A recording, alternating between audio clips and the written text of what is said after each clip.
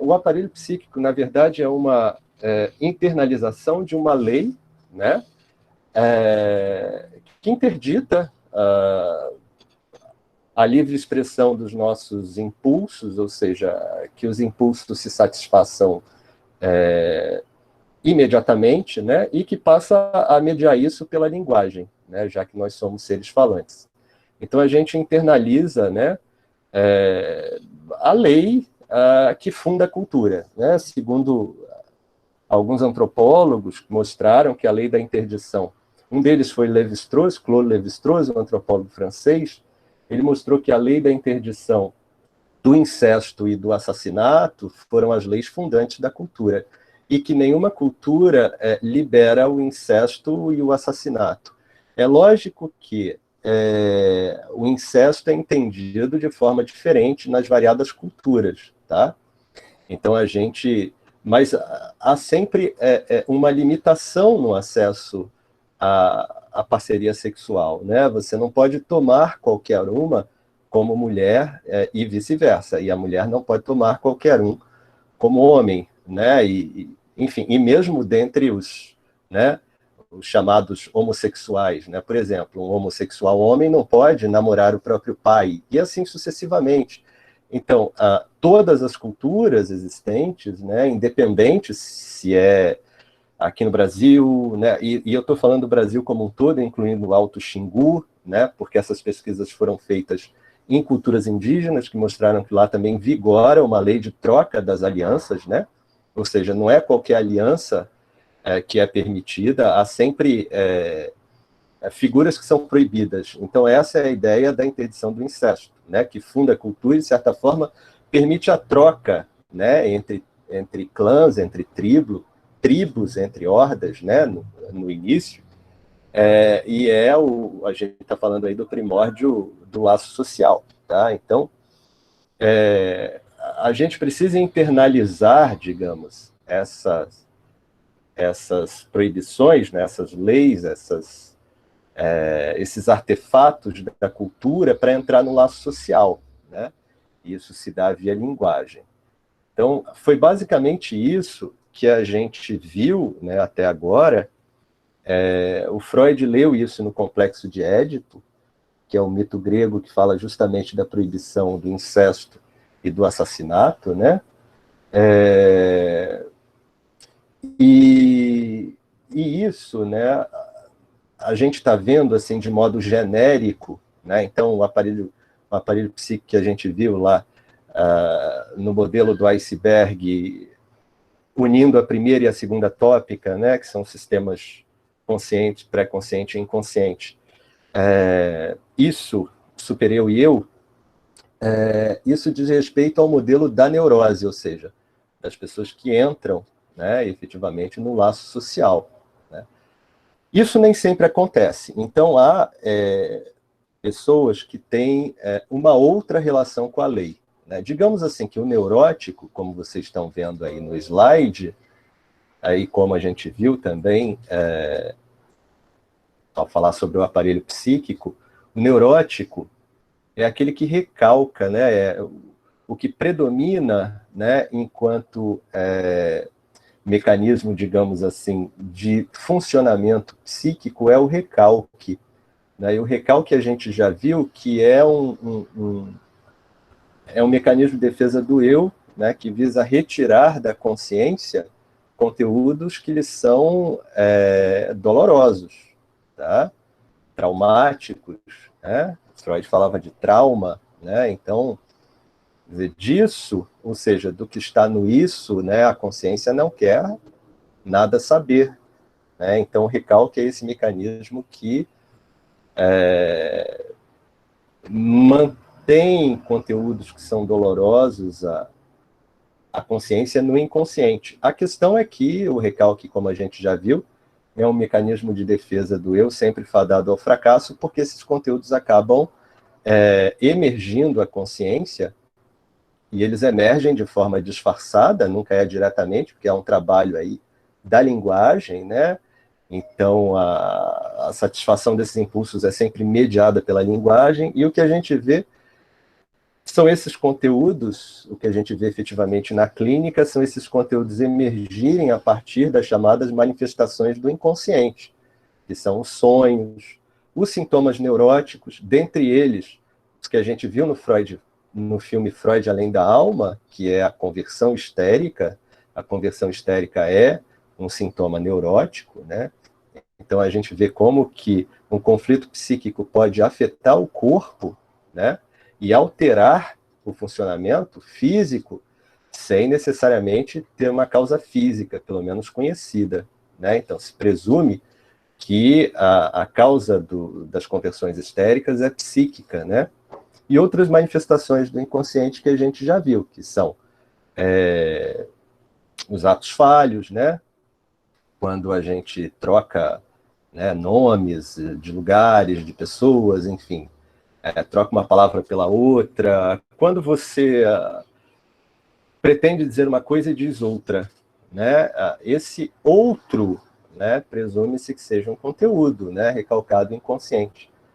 Uma piada, né? Uma piada é sempre algo que fala muito de uma verdade daquele sujeito que está contando a piada, né? Os esquecimentos também podem ser manifestações do inconsciente, tá?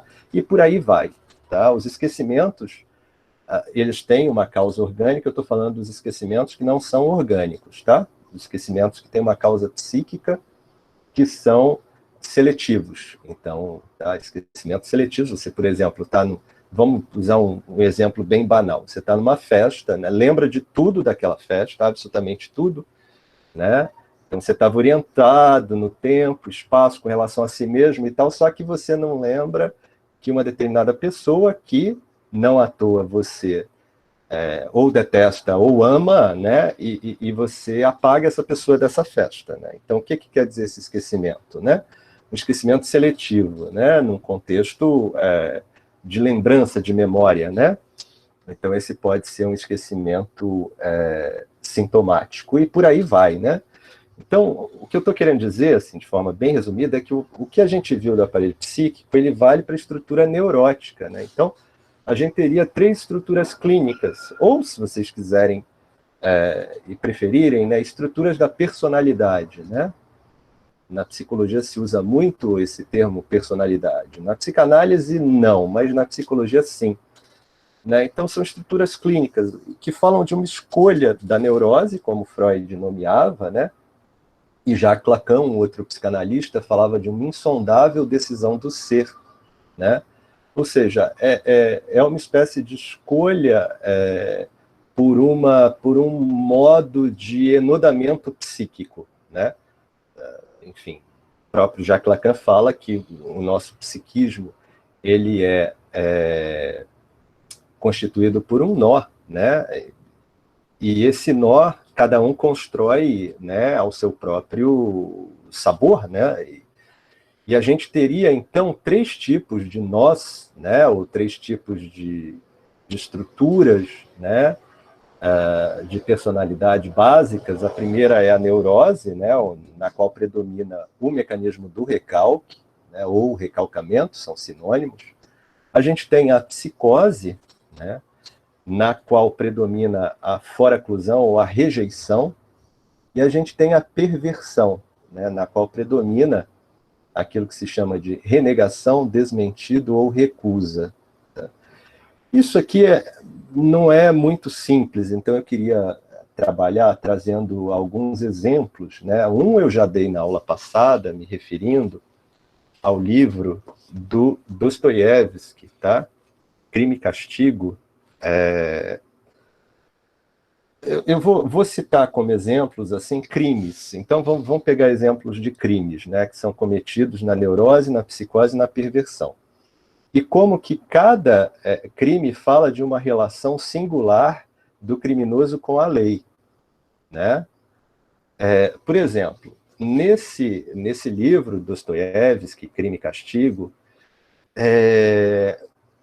como eu já antecipei na aula passada, é a história de um camarada que comete o crime perfeito. Ele vai e mata uma senhora usurária, né, agiota, que emprestava dinheiro a juros, e rouba os pertences dela, né?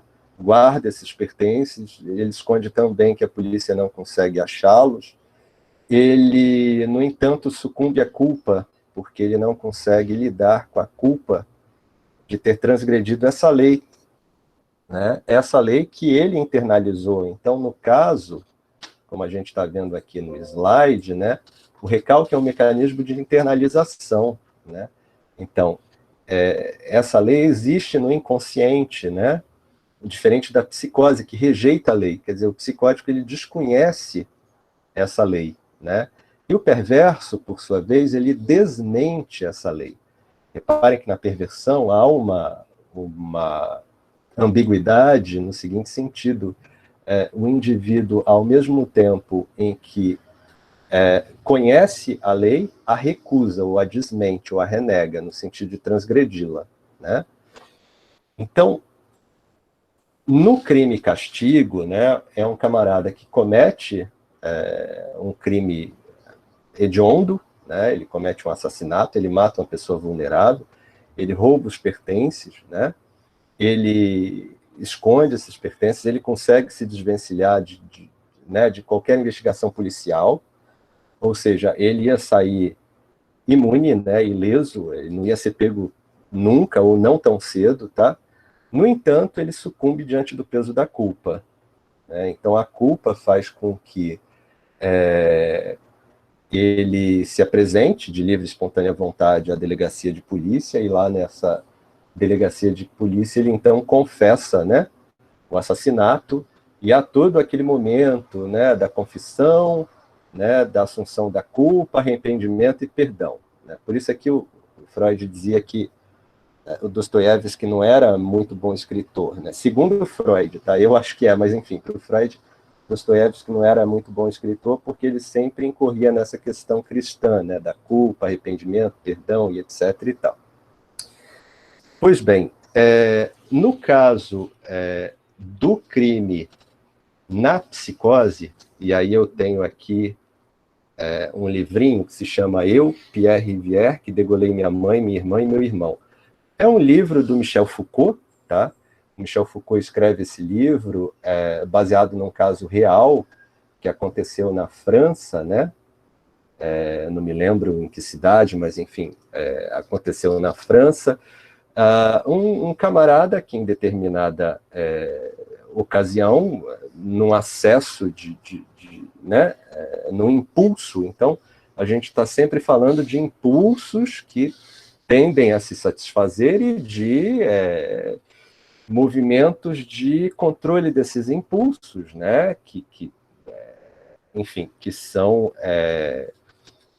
feitos aí pelo aparelho psíquico. Então, a gente tem, né, no momento no qual esse impulso ele é satisfeito imediatamente, né, o Pierre Rivière vai e degola, então, a mãe, a irmã e o irmão, né, ele usa uma foice, ele era um trabalhador agrícola, trabalhador rural, né, e sai, né, caminhando pelas cidades, sujo de sangue, né, larga a arma do crime em qualquer lugar.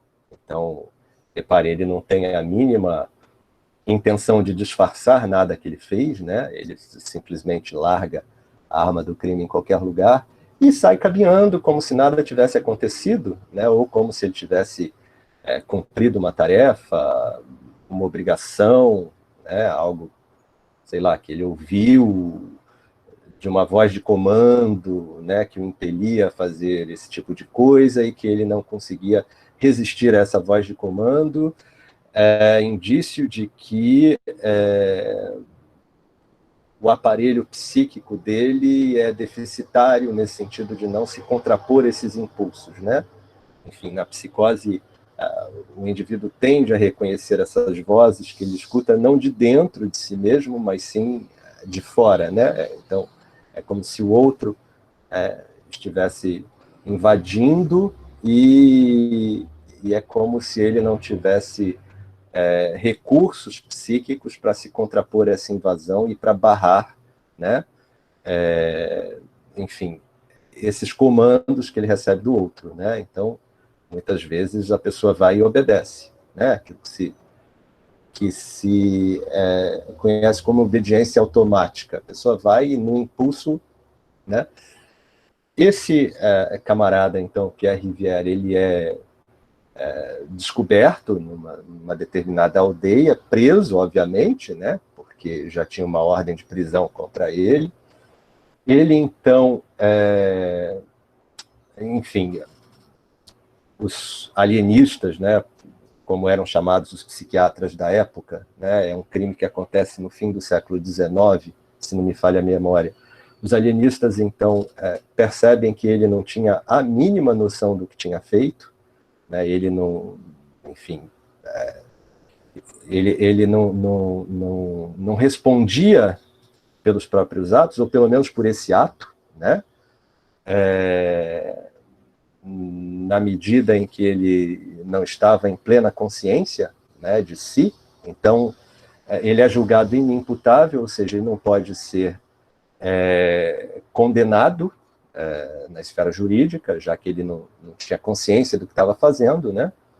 Ele não tinha noção do que estava fazendo, não respondia por esse ato criminoso, e ele vai, então, ser tratado em vez de ser condenado judicialmente, que é o que acontece com quem vai parar nos manicômios judiciários, né?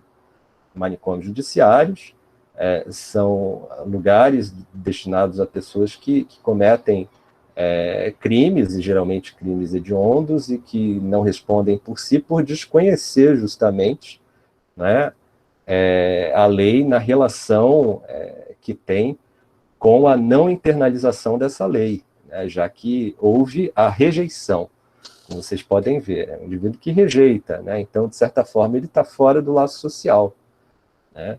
Quer dizer, se a gente acredita, agente neurótico, tá? Se a gente acredita que existe um sentido comum a ser compartilhado e que a gente entra nessa cadeia de sentido, né, e que é o que se chama de comunicação, o psicótico, pelo menos quando está em crise, cria uma linguagem própria para si, né? Então é alguém que está fora do laço, é alguém que não compartilha o sentido, né? É alguém que não compartilha dos códigos comuns, ou seja, disso que possibilita a contratualidade social, tá? E, por fim, gente, no caso da perversão, então a gente tem aqui esse livro, né, O Autor do Crime Perverso. Geralmente o crime perverso é algo que gera muito impacto assim, na mídia, porque é uma coisa sempre brutal, né? Bom, do Pierre Rivière também era brutal, mas assim, além de ser brutal, é algo que segue uma minúcia de detalhes no sentido da sua premeditação, né? E aí, no extremo aí desses crimes, a gente pode citar os serial killers, né? Acho que o plural é isso. Ou seja, os assassinos em série, né? Esses que, de certa forma, eu estou falando de extremos, tá? Obviamente que isso que se chama de estrutura perversa é um espectro, e dentro desse espectro existem várias formas de transgressão, tá? Então, né, o perverso é alguém que tem um pé dentro e um pé fora da lei, né? Então, para ele conseguir cometer um crime, né, como geralmente é o caso dos assassinos em série, são crimes serializados, que seguem um padrão e que são extremamente premeditados, então a pessoa premedita tudo, então tem um cálculo aí de uma frieza, né, tremenda, a pessoa planeja tudo nas suas minúcias, né? Dificilmente descobrem onde é que está o corpo, a não ser que o próprio autor do crime vá lá e aponte onde é que está, né? E geralmente ele faz isso depois que é pego para aparecer na mídia, né? E tem todo um jogo aí com a câmera, né? Porque o crime do perverso, segundo essa autora, não acaba no assassinato em si, mas ele quer fazer a exibição desse assassinato na mídia. É por isso que parte da imprensa já percebeu isso e não noticia mais, ou se noticia, deixa uma notinha muito pequena, né? Porque, de fato, o crime tem uma continuidade na medida da sua exibição, né? Na mídia, e a pessoa ela quer, enfim, fazer o telespectador gozar, né? E esses programas que vocês veem aí, do Datena, né, que são programas que, né, fazem a exibição desse tipo de crime, né, desse tipo de, enfim, dão espaço, né, para muitos perversos aparecerem. Não estou falando que são todos, obviamente, tá, mas volta e meia um aparece e tem espaço, e é justamente isso que eles querem. E no caso, então, da perversão, o que há é o desmentido, né? É aquele que conhece a lei como ninguém, tanto que ele sabe transgredi-la melhor do que qualquer outro, e no sentido de não ser pego, né, pelos representantes da lei, e aí fica nesse jogo de gato e rato, né? Pego, não pego, até o momento no qual geralmente a própria pessoa se deixa ser pega para fazer essa exibição pública, né? Essa aparição aí que tem, que faz parte, é como se fosse uma continuidade, né? Enfim, do crime em si, tá? Então, eu dei esses 3 exemplos para vocês perceberem que a relação com a lei varia, tá? A maioria, né, eu me arrisco a dizer isso, assim, que a maioria das pessoas é neurótica, é por isso que ainda existe laço social, né? Porque se fosse todo mundo perverso, se fosse a maioria das pessoas perversas ou psicóticas, não haveria laço social possível, porque a gente não teria uma lei comum que possibilitasse a contratualidade social, né, e que permitisse o laço, o enlaçamento entre as pessoas, né?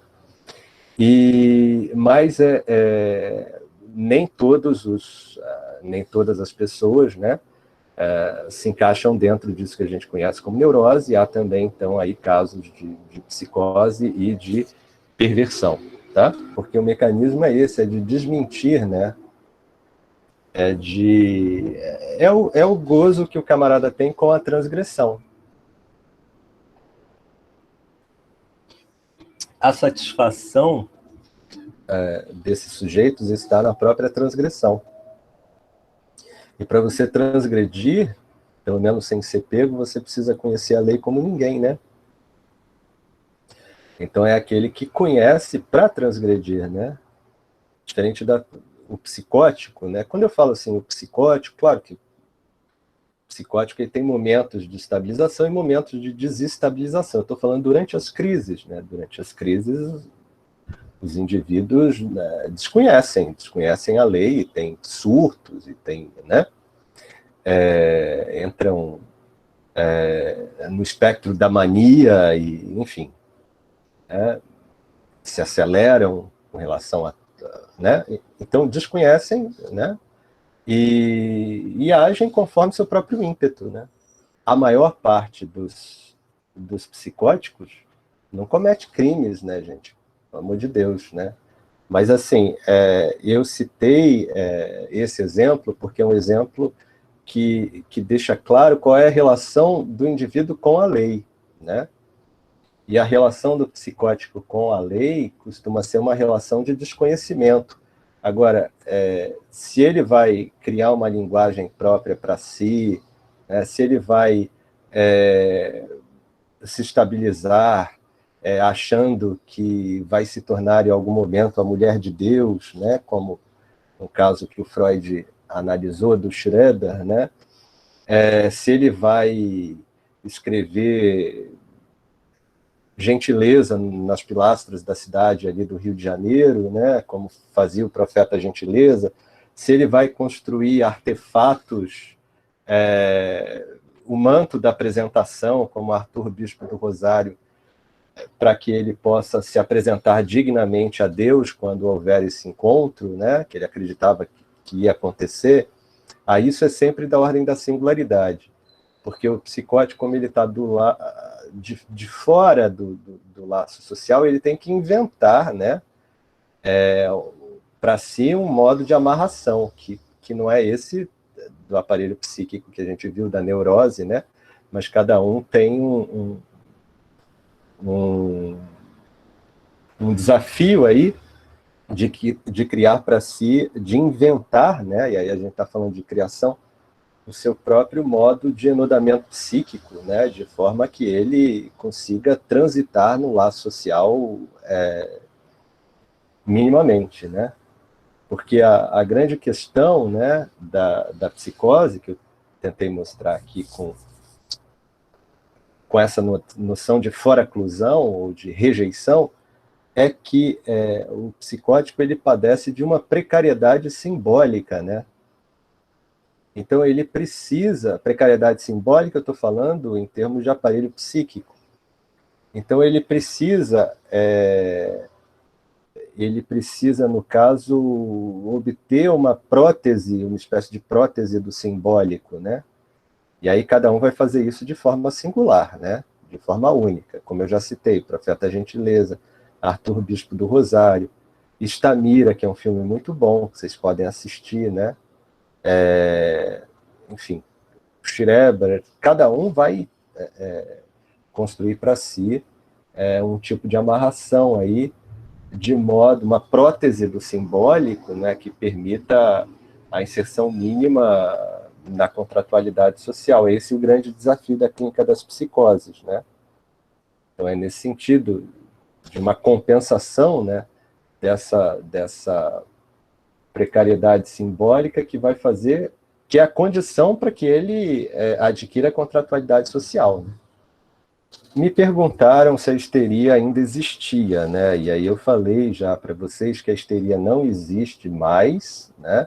E que essa síndrome, né, histeria, ela foi desmembrada em outras, né? Então, quais são essas outras síndromes nas quais a histeria se desmembrou? A gente tem o transtorno conversivo, transtorno de somatização e o transtorno doloroso. Tá? E qual é a característica aí? É que há uma mudança real no funcionamento físico, né? Ou seja, são queixas orgânicas de causa psicológica. Tá?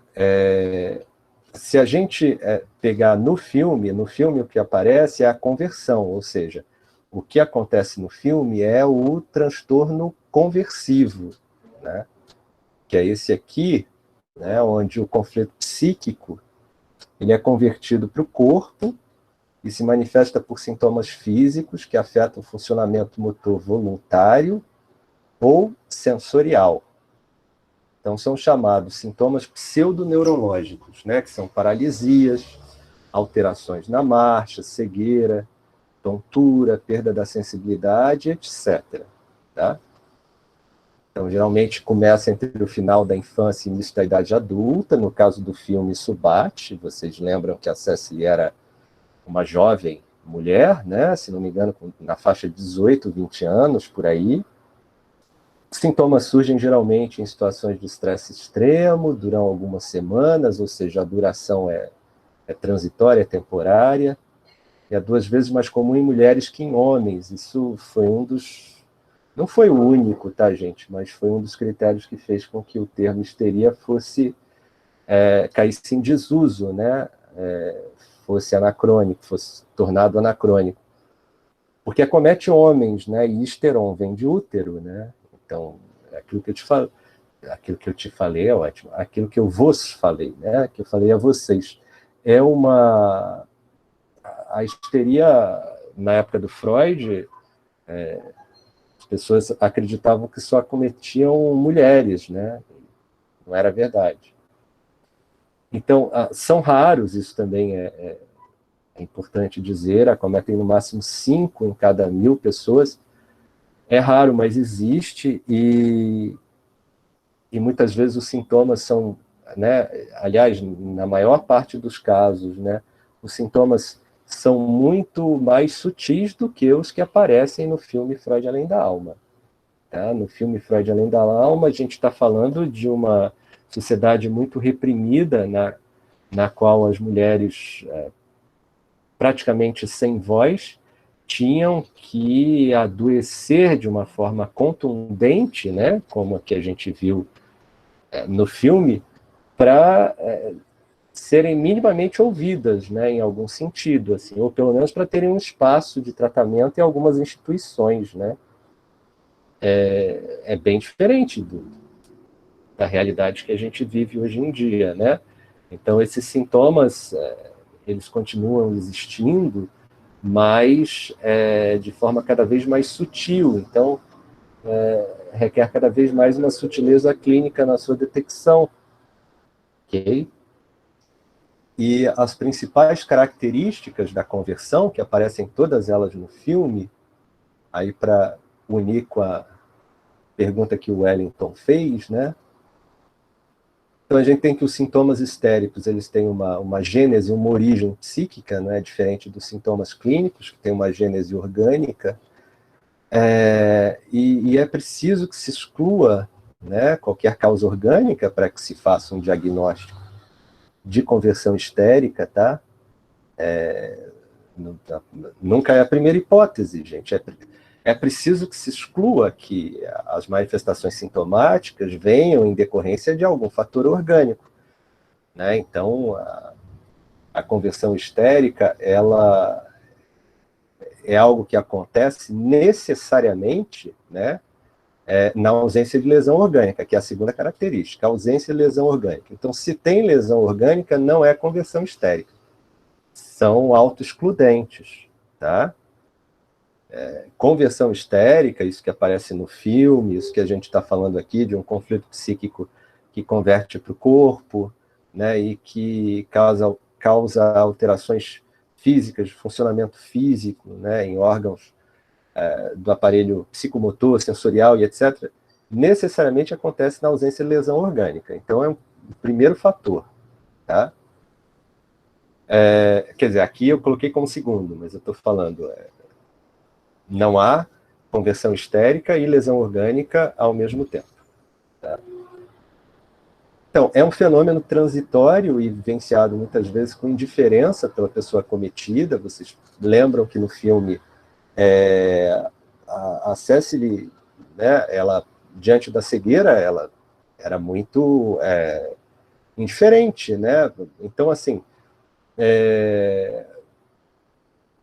deficiências, né, que se tivessem causas orgânicas iam afetar as pessoas de forma mais contundente, no filme e na realidade, no dia a dia, né, nos casos de histeria, são vivenciados com indiferença. Então a pessoa está cega, mas ela está, de certa forma, conformada a esse sintoma. E por que essa conformação, né? Essa ideia que o Freud traz de que o sintoma, ao mesmo tempo que causa sofrimento, né, à consciência, causa prazer no inconsciente, né, porque, de fato, é a pulsão atingindo a sua satisfação, mesmo que de forma deformada. Então, o sintoma neurótico é uma forma de satisfação, né?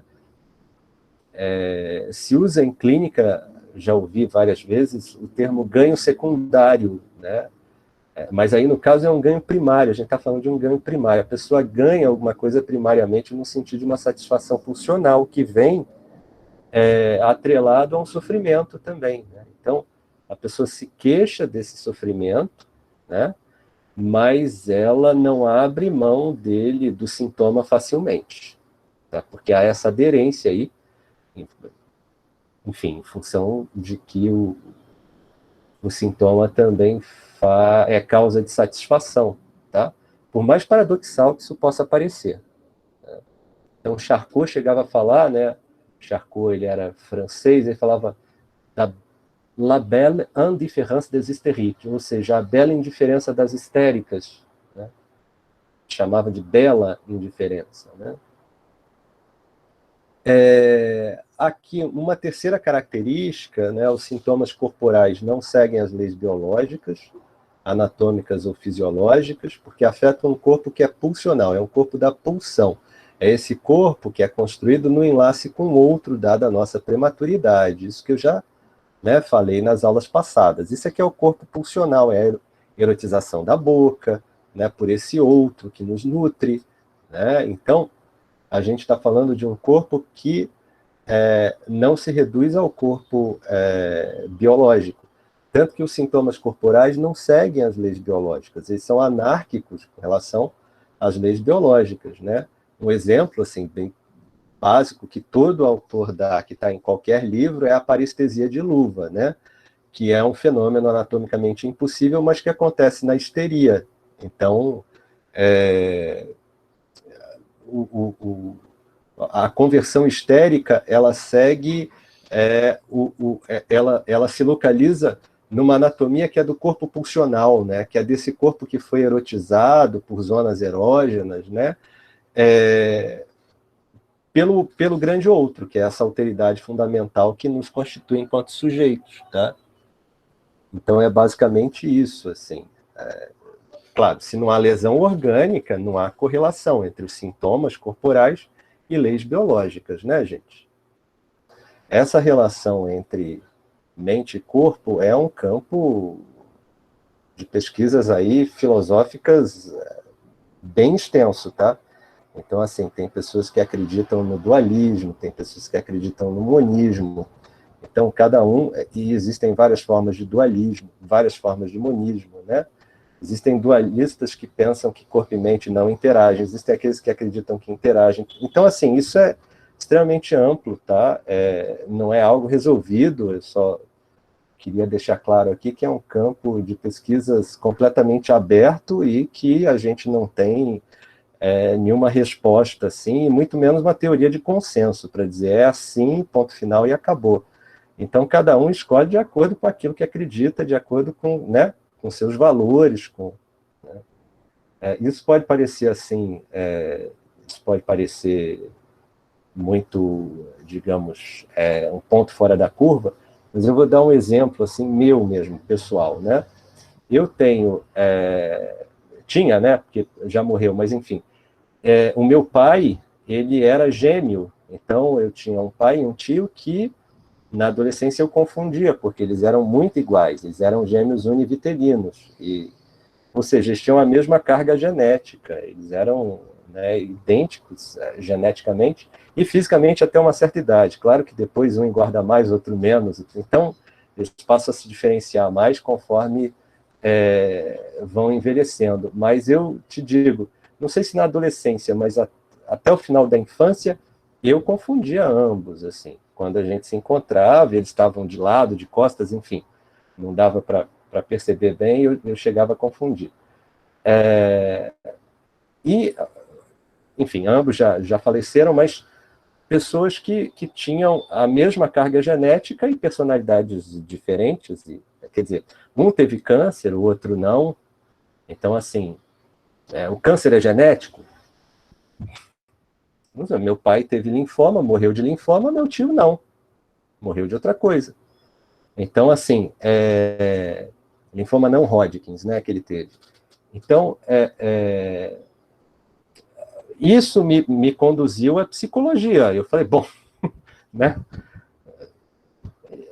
Quer dizer, a minha escolha fala da minha própria relação, né, que eu tive ao perceber isso, que para mim era uma evidência. Eles tinham a mesma carga genética, eram duas pessoas diferentes, completamente diferentes. E foram criados, né, pelos mesmos pais, na mesma época, né? Então, nasceram com 15 minutos, 20 minutos de diferença um do outro, ou seja, tiveram um ambiente, né, digamos assim, compartilhado, né, enfim, e se tornaram pessoas diferentes. E isso sempre me intrigava. Então, esse campo, né, esse campo que eu estou falando, das relações entre mente e corpo, tudo isso você faz em função das suas escolhas, são pessoais, em função da sua experiência de vida. Né? Não dá para você dizer, olha, isso aqui é a verdade, ponto final, e acabou, porque não é, né? É um campo aberto, né? Bem, E nessa perspectiva que a gente está vendo, a gente está falando de um dualismo que é interacionista e que é uma via de mão dupla. Então, há uma interinfluência, né? Claro, o corpo influencia a mente e vice-versa, né? Não tem como ser diferente. E o que eu estou tentando trazer é o fato de que conflitos psíquicos podem se converter para o corpo e alterar o funcionamento físico, né? E que isso merece ser escutado e que isso traz uma verdade do sujeito e que isso não deve ser desvalorizado, como na época do Freud, como se fazia com a histeria, né? E que isso tem que ter um espaço de acolhimento na área da saúde, né? Que essas pessoas sofrem, e que vale a pena escutá-las. É basicamente isso que eu estou tentando trazer aqui, porque se você desqualifica, né? Não estou falando você não, tá, Wellington, estou falando de modo geral, assim, se a gente desqualifica, né? Se a gente chama de piti, isso é um piti, sai para lá, que aqui no meu trabalho, aqui no meu pronto-socorro, eu só recebo gente sangrando, isso aqui, né? É prioridade e tal, né? Se você chama de distúrbio neurovegetativo, de piti, enfim, todos esses termos pejorativos que visam excluir a pessoa em vez de incluí-la no serviço, aí eu acho que há um problema. Então, Wellington, a exclusão já começa em muitos serviços que não aceitam isso sequer como sofrimento legítimo, tá? Então, muitos serviços não aceitam, né, nem na entrada, assim. Então, são pessoas que já estão, de fato, excluídos porque apresentam sintomas, queixas, pelo menos, né, físicas, né, sem achados objetivos correspondentes que justifiquem essas queixas, né?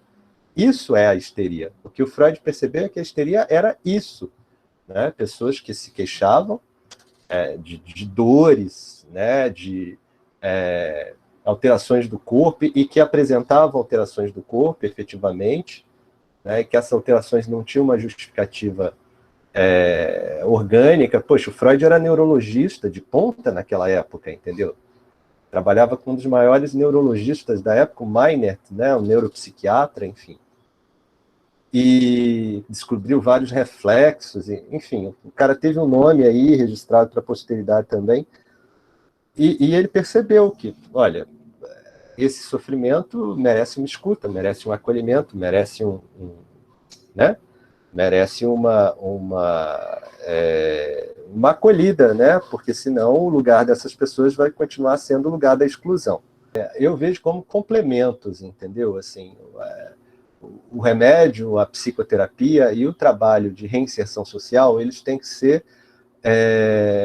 complementos, né? Eles têm que ser pensados em conjunto, eles têm que ser articulados, né? Eles têm que, de certa forma, tentar dar conta de um problema que é complexo, né? Porque se você reduz, né? Então vamos dar só medicamento, ou vamos fazer só psicoterapia, né? Em alguns casos que necessitam de medicamento, como nos casos de psicose, por exemplo, né? Ou vamos fazer só reabilitação psicossocial, né? Sem resgatar sem dar conta da precariedade simbólica do psicótico, por exemplo, aí a gente cai no reducionismo, né? Aí a gente está trabalhando com reducionismos epistemológicos, aquilo que eu já falei para vocês. Você está dando uma explicação simplista para um problema que é complexo. Agora, nesse caso aí, Wellington, sem dúvida, e eu estou, justamente a minha intenção é essa. Achei fantástico você ter trazido isso, porque percebo que, de certa forma, eu atingi o objetivo. A ideia é que vocês saibam reconhecer, né, minimamente, assim. Então, é claro, em uma disciplina vocês não vão fazer isso, mas já vão ter ouvido falar, né? Então, saber reconhecer minimamente, até para correr atrás e estudar, porque hoje em dia na internet vocês conseguem fazer isso. Então, sabendo reconhecer, vocês conseguem caminhar por conta própria e e saber reconhecer o limite de atuação de vocês e o encaminhamento quando necessário. É justamente isso. Por fim, aqui, só para concluir mesmo, a região somática afetada pelo sintoma conversivo corresponde à parte do corpo outrora afetada pelo trauma psíquico, que é a ideia do Freud de complacência somática. Então, o que isso significa? Eu não sei se vocês se lembram no filme, um caso que o Freud estava tratando no hospital ainda, quando ele trabalhava com Meiner, o neurologista, né, lá, chefe desse hospital, diretor desse hospital, e ele estava tratando um senhor que estava com uma paralisia facial e que ele falou assim, olha, minha mulher me disse palavras muito duras, isso foi como um tapa na cara, né? Então ele, sob hipnose, disse isso. Então, você tem essa correlação entre, né, o trauma psíquico, entre aspas, e a região afetada, né? A região afetada é, né, por exemplo, uma cegueira da Cecily, ela estava cega com relação a quê? A sexualidade do pai, né, que ela recalcava, e que, de certa forma, servia de orientação para ela na escolha das parcerias amorosas, que ela projetava nos médicos a própria figura do pai, né? Então, quer dizer, há uma correlação no sentido de que a região afetada do corpo, pela conversão histérica, ela guarda né? Ela tem uma relação com o conflito psíquico em questão, né? E isso, de certa forma, resume assim o que vem a ser a conversão histérica, né? Ela tem essas 4 características. Quando vocês perguntam, né, mas o que trata, né? O que trata a histeria? Ora, o que existe aí há mais de 100 anos, né? Enfim, com resultados, né? É a psicanálise, né? É uma prática que começou com Freud em 1900, até antes, porque o filme, vocês percebam que é do final do século XIX. Então já tem aí mais de 120 anos, né? A gente está em 2020, né? Tem aí, vamos botar 130 anos, enfim, é o que trata, né? Agora, o próprio Freud, ele não tinha essa intenção terapêutica, né? Por isso que a gente discutiu também o normal e o patológico com Canguilhem, porque é complicado você falar em cura da histeria, porque como é que você vai se curar de algo que faz parte da sua própria constituição psíquica, né? Então, de certa forma, você vai sempre lidar com isso, em alguns momentos de forma mais acentuada, em outras de forma menos acentuada, mas isso é algo que te constitui, né? Enfim. E o Freud, então, ele não propunha a cura no sentido biomédico, de restabelecer uma saúde perdida com a aquisição da doença, né? E ele é muito modesto nas promessas terapêuticas. O que ele prometia era trocar, eu não me lembro ao certo as palavras, mas era mais ou menos assim, trocar o sofrimento neurótico, esse sofrimento que vem do sintoma, né? Sintoma conversivo e tal, da dor, que você não localiza a causa e que te incomoda, e que, enfim. Trocar esse sofrimento neurótico pela, digamos assim, infelicidade comum, ou seja, isso que permite ao indivíduo fazer laço, né? Isso que permite ao indivíduo entrar dentro de um... Por que ele está falando de infelicidade comum? Assim? Vocês já repararam, quando se forma uma fila, né? Geralmente as pessoas começam a se queixar umas com as outras, e o quanto isso faz laço, né?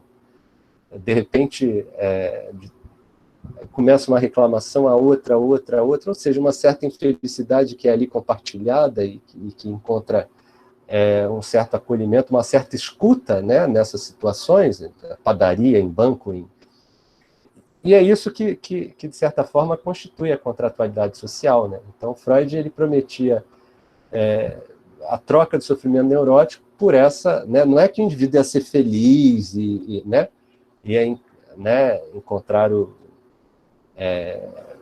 zênite do êxtase, não é nada disso, mais ele ia se constituir aí no laço social de forma menos sofrível, né? De uma forma mais palatável, né? Mais,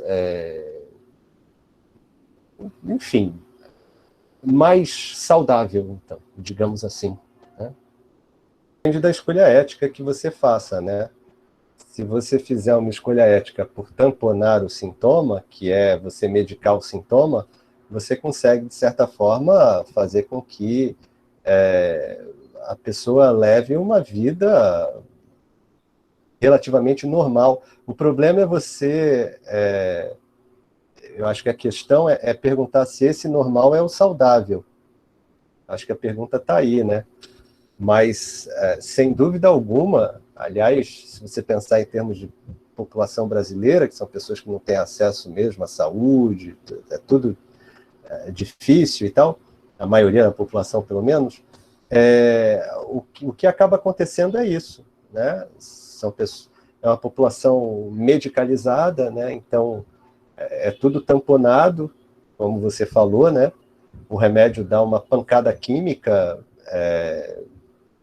e a pessoa consegue ir levando o seu dia a dia de forma normal, de forma adaptada, né? De forma até alienada, enfim. A questão é saber se esse normal coincide com o saudável. Por isso que a gente viu o canguilhem também, né? Porque o saudável para o canguilhem é a capacidade que a pessoa tem de transcender a norma e criar novas normas para si, né? Ele dá o exemplo, né? Enfim, no livro dele, do coração, do órgão, né? Que se você infartar depois de uma certa idade, você tem mais chance de sobreviver, porque o próprio órgão cria escoamentos alternativos, né? Então, é o órgão indo para além da sua própria norma e está funcionando mais do que o normal, né? No canguilhem, a saúde era essa possibilidade de você funcionar mais para além do normal, para além disso que vem a ser o normal. Agora, assim, respondendo mais objetivamente a sua pergunta, daquelas 3 estruturas que eu mostrei, né, a gente tem uma que seria, estou falando bem resumidamente, tá? Assim, e grosseiramente. A gente tem uma que seria mais próxima da normalidade, que é a neurose, e 2 mais distantes, né? A perversão e a psicose. Do que eu entendi da sua pergunta é o seguinte: um psicótico pode se tornar neurótico? É basicamente essa a sua pergunta, né? Ou um perverso pode se tornar neurótico? Infelizmente, não. Porque isso é uma questão de estrutura, né? Então, é aquilo que eu falei para vocês, acho que na aula passada, eu não me lembro. Isso é algo ali da primeira infância, né? Eu acho que todos os... Se você pensar o sistema educativo aí de todos os países mais desenvolvidos assim no cenário social, eles se centram altamente na primeira infância, né? É o momento ali no qual o indivíduo precisa mesmo, né, enfim, de um investimento maciço, assim, né, afetivo e de cuidado, enfim. Não é a garantia, mas é o mínimo que se pode fazer, né? E assim, a gente pode até, vamos pensar assim, estendendo um pouco os limites, né? A gente pode pensar até que a pessoa se modifica, né? Mas passando da adolescência, isso é muito difícil que aconteça, né? Não há mudança de estrutura nesse sentido de um psicótico. Não nascem, não. Isso é algo que advém da relação com esse outro, né?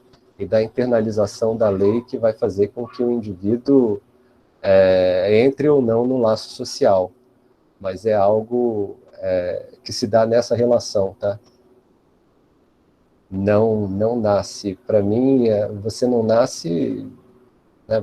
Você nasce, no máximo, com uma propensão, mas essa propensão ela precisa ser, digamos assim, no alcoolismo, por exemplo, a pessoa nasce com uma propensão à tolerância, a tolerar o álcool, né? Uma pessoa que é intolerante ao álcool nunca vai desenvolver o alcoolismo, concordam? Então, a pessoa, para ser um alcoolista, ela precisa, no mínimo, ter essa propensão a desenvolver a pessoa, para ser um alcoolista, tem que ter, no mínimo, essa propensão, que é uma tolerância ao álcool. Ele tem que tolerar o álcool, né? Se ele não tolera a substância, como é que ele vai se tornar, né, dependente dessa substância? Só que essa propensão não é né, uma garantia de que o indivíduo vai desenvolver o alcoolismo, porque ele pode, por exemplo, ter nascido numa sociedade islâmica onde o álcool é proibido, né? E lá ele, nem que ele queira, né? Ele vai se tornar alcoolista. Então, a gente sempre tem que estar pensando numa interação que é complexa, né? O Freud falava que a capacidade de um indivíduo é tanto mais saudável quanto maiores são as suas capacidades de amar, trabalhar e sentir prazer, né? Então, esses seriam os 3 pilares, assim, né? A capacidade de amar, é a capacidade de se vincular, né? A capacidade de trabalhar no sentido de produzir, não no trabalho no sentido capitalista, tá? Mas, assim, no sentido da produção mesmo, né? Ele devia estar produzindo alguma coisa em termos de símbolos, de sentir prazer, né? Que é uma dimensão importante também, assim, da nossa vida. Então, essas 3 diretrizes seriam as diretrizes aí da saúde. Então, como fazer com que o indivíduo que entra em consultório se queixando de uma úlcera péptica psicossomática consiga amar, trabalhar e sentir prazer? Foi essa a pergunta, mais ou menos? Né? Então, a importância do vínculo, né, que eu trouxe aqui para vocês não é à toa, porque, Gabriel, você traz corretamente uma relação mercadológica, na qual vem se transformando essa relação entre médico e paciente, e estendendo, né, para outros profissionais, profissional da saúde e paciente. Porque, diante dessa lógica contemporânea, né, do mercado comum que você falou, então você consegue comprar qualquer coisa, né, em qualquer lugar pela internet, e eles entregam aí, em qualquer lugar. E diante dessa pressão, né, para você dar conta das coisas de forma imediata, diante desse imediatismo, né, é muito provável que o paciente exija de você isso, né? A questão você vai responder a isso, né? Porque, veja bem, se na escala lá da propedêutica a doença psíquica é a última possibilidade na qual se pensa, né? Então você tem que excluir uma série de fatores aí para se chegar em pensar algo psíquico. Essa pessoa provavelmente ela já está desiludida, né? Ela já está desiludida com vários profissionais pelos quais ela passou.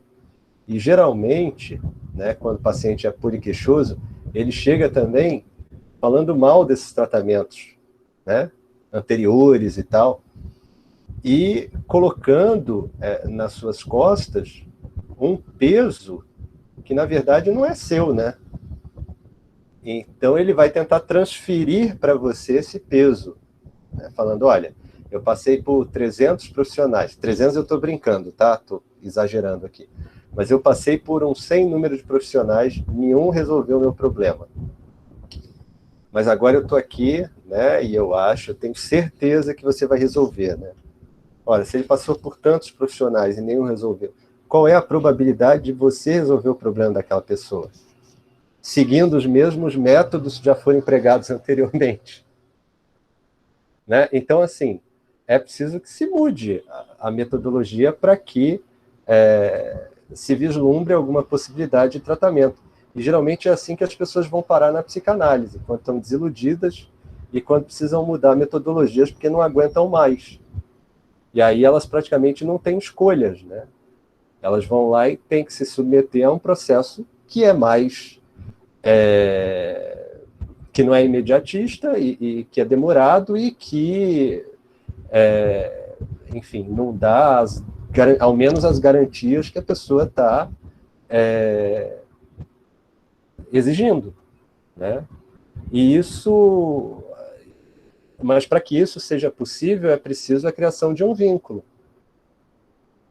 Porque se você não estabelecer esse vínculo, nada vai acontecer. A pessoa tem que, no mínimo, confiar, né? Que, apesar de demorado, que apesar dela escarafunchar outros problemas, né? E que muitas vezes ela vai falar assim para você, mas eu vim aqui resolver um probleminha e você transformou num problemão, né? Isso já... E às vezes a pessoa piora antes de melhorar, né? Isso muitas vezes acontece. Muitas vezes a pessoa começa a fazer análise e piora, mas é uma piora, sabe, aquela febre que vem para a cura, né? É aquela piora que depois, de certa forma, enfim, traz um certo alívio. Em saúde mental é um campo complexo mesmo, né? E não há essa cura, né? Você não vai curar o sujeito dele mesmo, né? No máximo você vai... por isso é que a ideia de cura para o Canguilhem, né, quando, enfim, eu trabalhei na primeira aula a ideia de cura para o Canguilhem, apresentei pelo menos, não cheguei a trabalhar, enfim. Mas você... o que é curar um queijo, né, ou um alimento qualquer e tal? Eu só me lembro do queijo. Você curar o queijo é você levar esse produto ao ponto máximo do sabor, né? Então, assim, curar no sentido da saúde mental é você extrair dessa pessoa o máximo da sua potência. Eu acho que é o máximo que dá pra gente fazer, né? Eu sei que é frustrante, tá?